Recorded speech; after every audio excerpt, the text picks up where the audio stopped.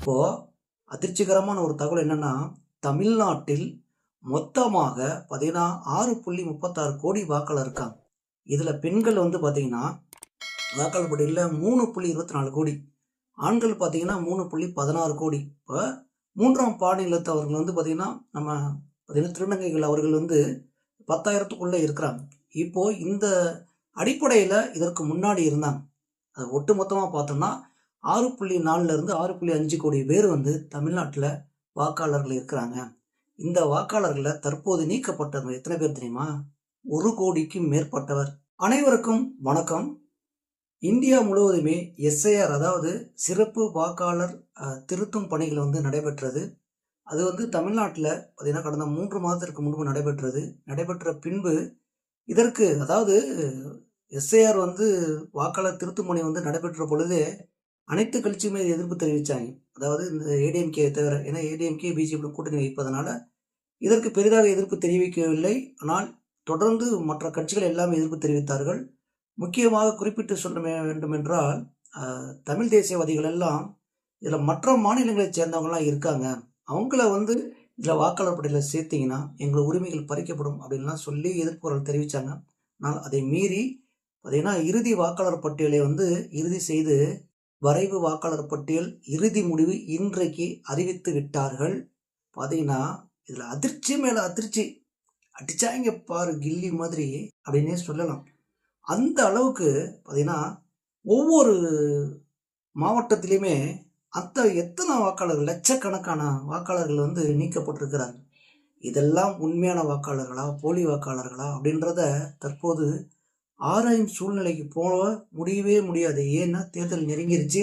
இதை நீங்கள் வழக்கு தொடர்ந்தாலுமே எத்தனை பேர் வழக்கு தொடருவீங்க அப்படின்னு சொல்லி நீதிமன்றமும் ஒரு கேள்வி எழுப்பியிருக்கிறது. இது சம்பந்தமாக தேர்தல் ஆணையம் தான் முடிவெடுக்கும் அப்படின்னும் சொல்லியிருக்கு. அப்போது தேர்தல் ஆணையம் தான் முடிவெடுக்குமா, இல்லை மக்கள் முடிவெடுப்பாங்களா, இல்லை இந்த அரசு முடிவெடுக்குமா அப்படின்னு சொல்கிற விஷயங்களுக்கெல்லாம் விடை தெரியாமலே பார்த்தீங்கன்னா எஸ்ஐஆர் பணிகள் முடிவு பெற்று விட்டது. இப்போது அதிர்ச்சிகரமான ஒரு தகவல் என்னென்னா, தமிழ்நாட்டில் மொத்தமாக பார்த்தீங்கன்னா 6.36 கோடி வாக்காளர் இருக்காங்க. இதில் பெண்கள் வந்து பார்த்தீங்கன்னா வாக்காளர் பட்டியலில் 3.24 கோடி. ஆண்கள் பார்த்தீங்கன்னா 3.16 கோடி. இப்போ 3ஆம் பாலினத்தவர்கள் வந்து பார்த்தீங்கன்னா நம்ம பார்த்தீங்கன்னா திருநங்கைகள் அவர்கள் வந்து 10,000த்துக்குள்ளே இருக்கிறாங்க. இப்போ இந்த அடிப்படையில் இதற்கு முன்னாடி இருந்தாங்க.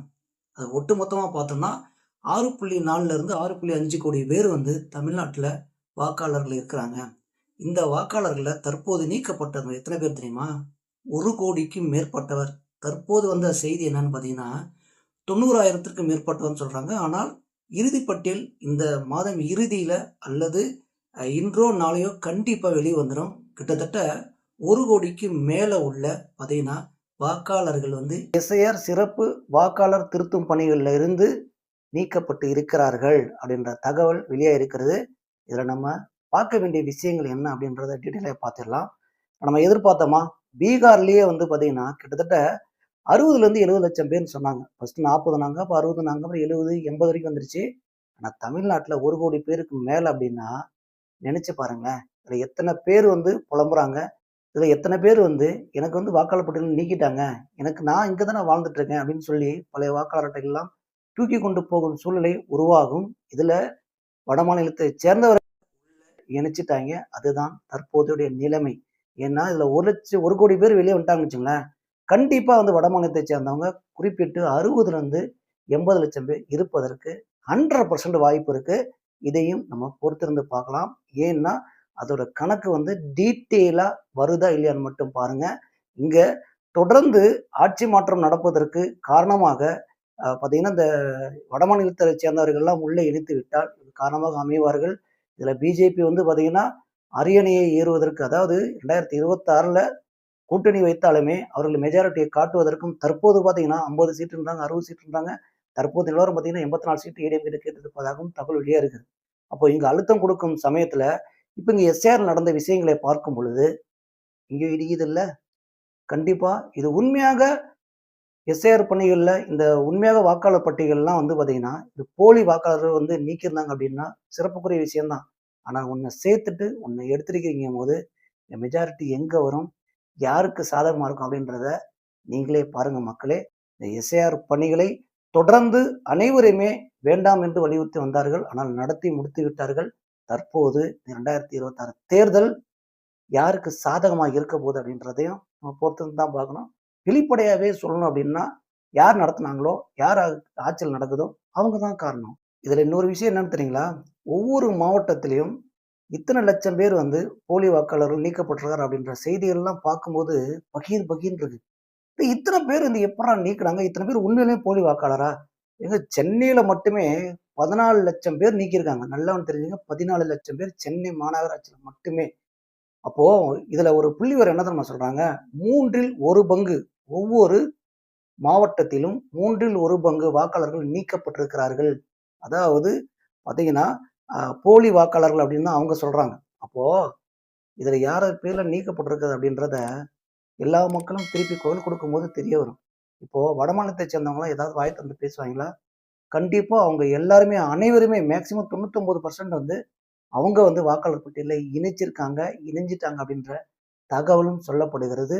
இப்போ எஸ்ஐஆர் பணிக்கு எதிர்ப்பு தெரிவிச்சாங்களே, இது எதனாலன்றது தற்போது தெரிகிறதா? அப்ப நம்ம என்ன நினைச்சோம்? வாக்காளர் பட்டியல்ல நீக்கியிருப்பாங்க. இதுல புதிதா சேரவங்க சேர்ந்துக்கலாம். இதுக்கு முன்னாடி இருந்தவங்களும் இன்னும் உயிரோடு இருக்காங்க இல்லையா? இந்த மாதிரி விஷயங்கள்லாம் தெரிஞ்சுக்கிறதுக்காக பண்றாங்க அப்படின்னு நம்ம நினைச்சோம். ஆனா இங்க என்ன நடந்திருக்கிறது? பீகாரில் நடந்த அதே விஷயங்கள் தான் தற்போது தமிழ்நாட்டில் நடந்திருக்கிறது. அவங்க இப்ப ஒரே விஷயம் என்னன்னா, திரும்ப திரும்ப சொல்றது என்னன்னா, வாக்கு என்பது நமது உரிமை. நமது அடிப்படை உரிமை. இந்த வாக்க வந்து இழந்துட்டோம்னு வச்சுங்களேன், இங்க நம்ம வாழ முடியாது. நம்ம வந்து மைண்ட்ல தயவு செய்து எல்லாரும் ஏத்திக்கங்க. வாக்கு தான் வந்து நம்மளோட வாக்கு ஒரு ஒரு வாக்குமே வந்து என்ன சொல்றது? ஒரு பொக்கிஷம்னு சொல்றதா? இல்ல வந்து நம்மளோட கடமைன்னு சொல்றதா? இல்ல நம்மளோட உரிமைன்னு சொல்றதா? இதுல உரிமை தாங்க மெயினா வந்து நிக்குது. ஏன்னா ஒரு முதல்வரை தேர்வு செய்வதற்கும், ஊர்ல தலைவரை தேர்வு செய்வதற்கும், ஒரு கவுன்சிலர், எம்எல்ஏ, எம்பி இவர்களை தேர்வு செய்வது வந்து இந்த வாக்கு தான். அப்போ இந்த வாக்கை இழந்துட்டோம் அப்படின்னு வச்சுங்களேன். இழந்துட்டோம்னா, தயவுசெய்து நமக்கு கண்டிப்பா அந்த திரும்ப போய் நீங்க அப்பீல் பண்ணீங்க அப்படின்னா, அதாவது அப்ளை பண்ணீங்க அப்படின்னா, கண்டிப்பாக வந்து உங்களுக்கு திருப்பி வாக்காளர் பட்டியல்ல சேர்த்துருவாங்க.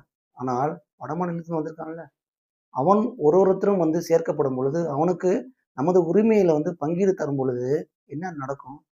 நமக்கே இடம் இல்லாம, உணவு இல்லாம பார்த்தீங்கன்னா, இங்கேயே விலைவாசி உயர்ல வந்து அவ்வளோ கஷ்டப்பட்டுருக்கோம். அப்போ அங்கருந்து வரவனுக்கு வேலை குடுத்து, நம்ம வந்து வாழ்வாதாரத்த உயர்த்திட்டு இருக்கிறோம். ஆனால் நம்ம சாப்பாட்டுலயும் பாதி குடுன்னு கேட்குறான். அவனுக்கு முழு சாப்பாடு நம்ம குடுக்குறோம். நல்லா ஒண்ணு தெரிஞ்சுக்கங்க. முழு சாப்பாடு அவனுக்கு சம்பளமா குடுத்து, நீங்க இடத்துக்கு இருக்கிறதுக்கு இடமும் குடுத்து, சாப்பாடும் குடுத்து, இதெல்லாம் நீ சாப்பிடு, வாழ்ந்துக்க அப்படின்னு சொல்லும்போது, அத சாப்பிட்டுட்டு நம்மள்ட்ட வச்சிருக்கோம் தெரியுமா சாப்பிடுறதுக்கு, அதுலயும் பாதி கேட்கறான் அப்படின்னா, எப்படி நீங்க எடுத்துக்கங்க. இதுதான் இந்த எஸ்ஐஆர் பணிகள்ல நடந்திருக்கிறது அப்படின்றத நம்ம ஆணித்தரமாக சொல்ல முடியும். தமிழ் தேசியவாதிகள் அனைவரும் குறிப்பிட்டிருந்தார்கள். ஆனால் இங்க எதுவுமே நடக்கல. அது ஏன்னா தேர்தல் ஆணையம் அதன் கடமைகளை செவ்வனே செஞ்சது. இதுல பிஜேபி மத்திய அரசு வந்து தேர்தல் ஆணையம் அதன் கடமையை செய்கிறது. இதில் நிறைய போலி வாக்குகள் இருக்கிறது. அதை வந்து பார்த்தீங்கன்னா அகற்றுவதற்காக தான் இந்த எஸ்ஐஆர் பணிகள் தொடங்குச்சு அப்படின்னு சொல்றாங்க. ஆனால் இதுல ஒரு கேள்வி எல்லாரும் முன் வச்ச கேள்வியை திருப்பி நான் நினைவூட்டிட்டு இந்த வீடியோ முடிச்சிடுறேன். என்னன்னா எலெக்ஷன் வரும்போது ஏன் நீங்க பண்றீங்க? எலெக்ஷன் வரும்பொழுது, அதுவும் குறிப்பிட்டு ஒரு 6 மாத காலம் எல்லா இடத்துலயும் நீங்க பாத்தீங்கன்னா, பீகாரும் சரி, மற்ற மாநிலங்களும் சரி, எல்லா இடங்கள்லயுமே இந்த 6 மாத காலங்கள்ல நீங்க ஏன் அவசர அவசரமா எடுக்கணும்? இத்தனை வருஷம் என்ன பண்ணீங்க? அப்படின்னு கேள்வி கேட்டாங்க. அதற்கு விடை இந்த எஸ்ஐஆர் பாத்தீங்கன்னா, வரைவு வாக்காளர் பட்டியல் இறுதி பட்டியல் வந்ததுக்கு அப்புறம் ஷாக் மேல ஷாக், இடி மேல இடி, பாத்தீங்கன்னா அடி மேல அடி, தமிழ் மக்களின் பாத்தீங்கன்னா உரிமைகள் இதனால் பறிக்கப்படுகிறதா? இல்ல என்ன நடக்குது அப்படின்றத நம்ம அடுத்தடுத்து வர செய்திகள்ல பார்க்கறதுக்கு முன்னாடி நிறைய விஷயங்கள் சொல்லிட்டோம். செய்திகள்ல இன்னும் ஷாக்கான நிறைய விஷயங்கள் வரும். நிறைய பார்த்தீங்கன்னா, முற்போக்கு சிந்தனைவாதிகளும், தமிழ் தேசியவாதிகளும் பார்த்தீங்கன்னா, பத்திரிகையாளர்களும் பார்த்தீங்கன்னா, பட்டியலிட்டு சொல்லும் பொழுது நமக்கு ஷாக் கண்டிப்பாக விழும். ஆனால் இப்ப யோசிச்சோம், இதுக்கப்புறம் யோசிச்சோம், ஒண்ணுமே பண்ண முடியாது.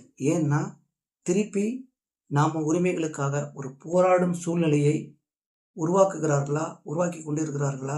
அதை நோக்கி நம்மளையும் பார்த்து இழுத்துட்டு இருக்காங்களா? அப்படின்றதெல்லாம் கொஞ்சம் எல்லாருமே இதை உற்று நோக்குனீங்கன்னா தெரியும். இந்த தமிழ் தேசியவாதிகளும் நிறைய பேர் இதை வந்து கருத்துக்களை தெரிவிச்சுட்டு வராங்க. இதெல்லாம் நீங்க உற்று நோக்குனீங்கன்னா நம்ம எதை நோக்கி போயிட்டு இருக்கிறோம், நம்ம எதிர்காலம், நம்ம சந்ததிகள் இதனால எந்த அளவுக்கு பாதிக்கப்படுவாங்க அப்படின்றத நம்ம மனசுல வச்சுக்கிட்டு பயணிச்சோம்னா இதற்கு ஒரே வழி திரும்ப நம்ம எதிர்ப்பு தெரிவிச்சிருக்கணும். அதனால் எதிர்ப்பு தெரிவிச்சும் இது நடக்கலை. ஆனால் அடுத்தடுத்த கட்டங்களில் நம்ம பாதுகாப்பாக இல்லைன்னா கண்டிப்பாக நம்ம உரிமைகள் பறிக்கப்படும். நம்ம எதிர்கால சந்ததிகள் பார்த்தீங்கன்னா இன்னொருத்தருக்கு அடிமையாக இருக்கிற சூழ்நிலை உருவாகும் அப்படின்னு சொல்லிட்டு இந்த வீடியோ முடிச்சுக்கிறேன். இந்த மாதிரி தமிழ்நாட்டிலும் உலகத்தில் நடக்கும் அனைத்து விஷயங்களும் தொடர்ந்து பேசுவோம். இந்த மாதிரி அனைத்து செய்திகளையும் உடனுக்குடன் உங்களுக்கு தருவதற்கு தயாராக இருக்கிறேன். அதனால் நீங்கள் சப்ஸ்கிரைப் பண்ணிங்கன்னா உடனுக்குடன் உங்களுக்கு வந்து சேரும். அந்த பெல் ஐக்கனும் நீங்கள் அழுத்திட்டீங்கன்னா கண்டிப்பாக உடனுக்குடன் வந்து சேரும். இந்த மாதிரி தொடர்ந்து உங்களுக்கு கொடுப்பதற்கு தயாராக இருக்கும் தமிழ் தேசிய குரல் மகேஷின் அன்பு வணக்கம்.